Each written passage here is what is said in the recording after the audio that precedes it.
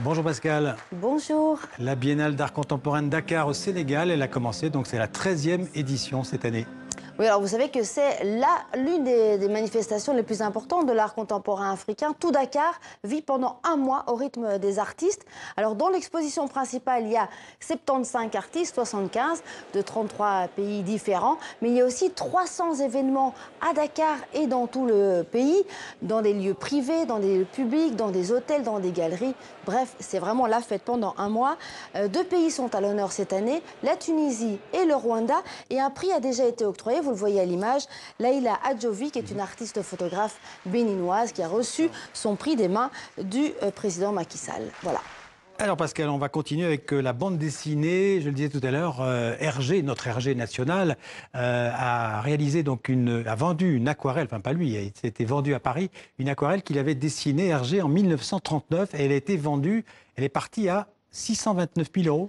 Oui, alors c'est beaucoup d'argent, mais c'est le prix, hein, parce que, pour deux raisons. D'abord parce que c'est une œuvre, comme vous l'avez très bien dit, de 1939, donc on est sûr que c'est de sa main, c'est lui qui a dessiné, c'est lui qui a ancré, c'est lui qui a coloré, parce qu'à l'époque, il travaillait seul. Et puis la deuxième raison, c'est que c'est rare. Pourquoi? Parce que les originaux sont conservés, protégés par la Fondation Moulin-Sarr, vous savez comme ils les protègent bien, et donc il faut attendre pour avoir sur le marché des amis, des proches d'Hergé qui ont reçu un dessin en cadeau et qui tout d'un coup, pour des raisons diverses, décident de s'en défaire pour se faire un peu d'argent de poche.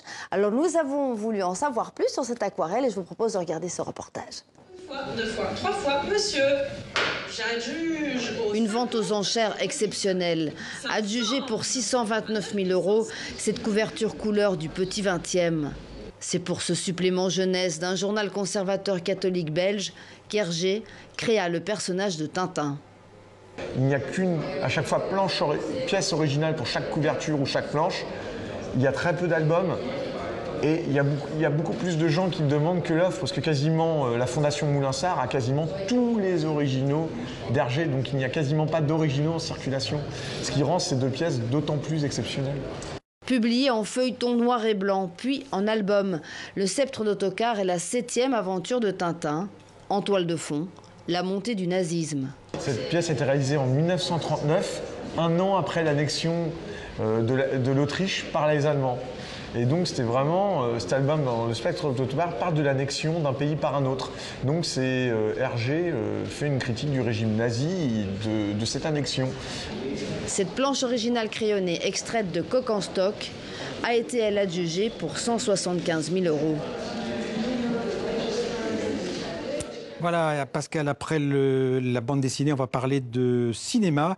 Et il n'y a pas qu'au cinéma, d'ailleurs, que les prédateurs sexuels, présumés en tout cas, sont mis à l'écart. Ça arrive aussi en Suède. Ben oui, mon cher Xavier, même dans l'illustrissime Académie suédoise qui décerne les Nobel, là aussi il y a un scandale. Il part de cet homme, regardez, Jean-Claude Arnault, qui est français. C'est l'époux d'une académicienne qui s'appelle Katharina Frostenson. 18 femmes l'accusent de harcèlement sexuel ou de viol. L'affaire a été classée sans suite, mais 6 membres des 18 membres permanents de l'Académie ont décidé de démissionner et il a été décidé que le Nobel de la littérature ne serait pas décerné cette année, mais l'année prochaine. Alors, le scandale continue et le monde du cinéma aussi continue vers le ménage, si je puis dire. Roman Polanski et Bill Cosby ont été expulsés de l'Académie des Oscars. Alors, petit rappel, hein, Polanski a reconnu une relation illégale avec une mineure en 1977, mais il est toujours poursuivi par la justice américaine. Bill Cosby, lui, il a récemment été reconnu coupable d'agression sexuelle. Voilà. Merci Pascal et Merci, à demain.